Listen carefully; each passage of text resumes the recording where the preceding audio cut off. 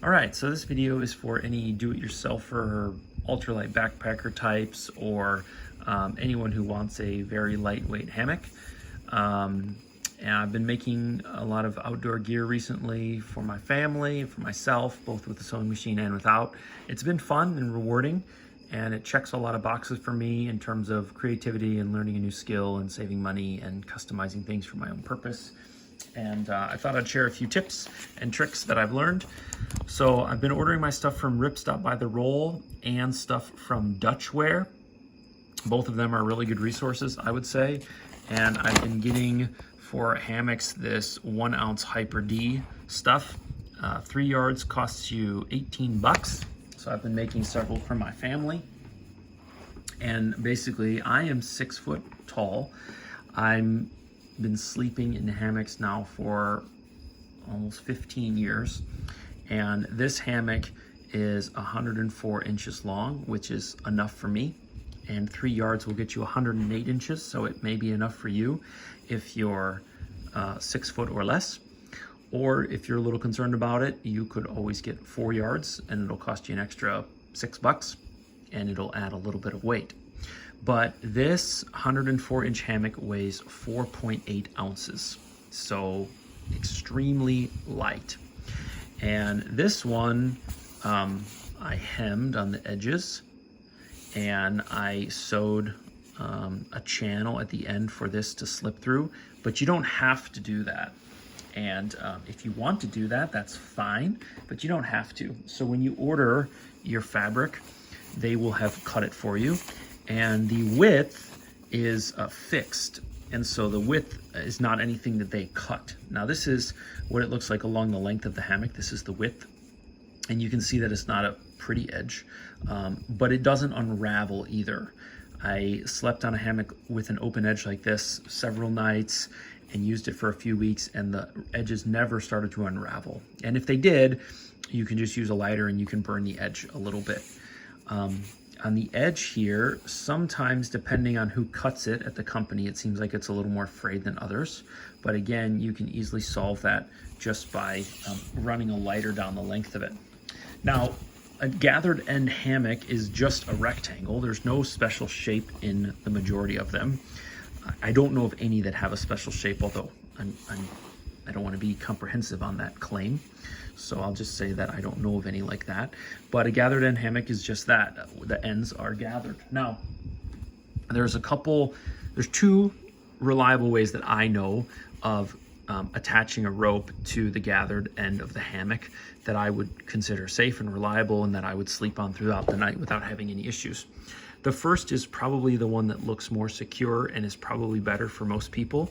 So you take a loop of rope. I wouldn't use this rope. This is just what I have sitting here at the moment. This is a braided ultra high molecular weight polyethylene, and I don't like this. It just happened to be in the room with me. It's very slippery, and so the knots jam, and I had one of these break on me, and these are really not designed for using with knots. They're designed for using with splices and then hardware, and I just don't like that because I like keeping it simple. Nonetheless, get yourself a loop. Get yourself a cord, whatever it is. You have to decide what's safe for you. And you double over the material like that so you have something like a loop. You pull this around through and you go around.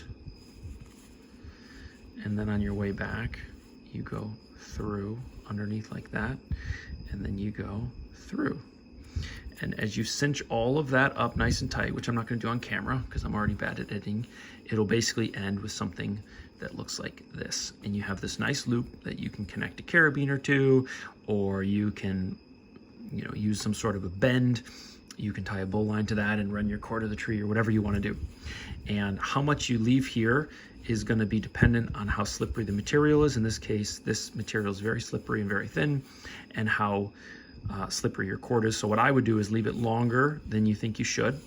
This would be fine, and then use it for a couple days and let all the weight really sink in and the knot tighten, and then trim off the excess to save weight if you want. But that's probably a little bit excessive. The second option, which I've slept on many nights and which I consider to be safe, is just a constrictor knot. So constrictor knot, you can just Google that. It's nothing special that I've made. So constrictor knot is almost like a clove hitch. So if I were to come up right through there, it would be a clove hitch instead. I'm gonna go over and through. And this constrictor knot constricts, amazing, right? It constricts as you pull tension on it. So it just looks like that in the back, and then it kind of looks like a funny X in the front. And as you pull on this, or as you sleep on this, it's gonna get tighter and tighter and tighter. It's a great knot to know in general, but it also works for this. Now, if you wanted to, you could tie a loop here, and you could have the same effect as what I showed you a moment ago. Or if you wanted, for an even simpler, although less versatile option, is you could take a 10 or 15 foot piece of rope that you would tie around a tree or through webbing or whatever, and you could just constrictor it right to the hammock. So then it would just be permanent, and that would diminish your ability to use the loops with carabiners or daisy chains or something like that, but it would also be simple, and it would take you from 2 pieces of rope to just 1. Either of those are options. And again, how much tail you leave a couple inches, test on it, sit on it, and then cut off the excess and burn the edges. So that's a really easy option. You can spend basically $18 plus shipping, get yourself some cord, whatever you prefer, whatever you think is gonna be enough to sleep on and trust yourself with. Most guys are comfortable sleeping on 1,000-pound tensile strength ropes. Hennessy hammock, for their backpacker, they have a 1,200-pound limit and more for thicker ropes and hammocks that have more weight. I weigh 165 pounds, and I slept on both a constrictor knot like this as well as this doubled over knot many times. Had absolutely no problems. I jounced in it, I bounced, I hung out with my kids.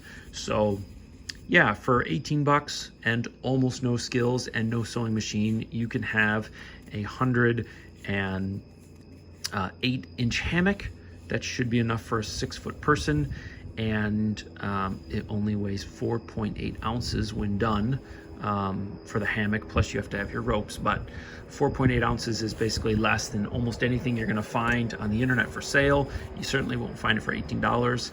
And even though you just tied a knot or two and ran a lighter across the edges, it's actually satisfying to sleep on something that you made.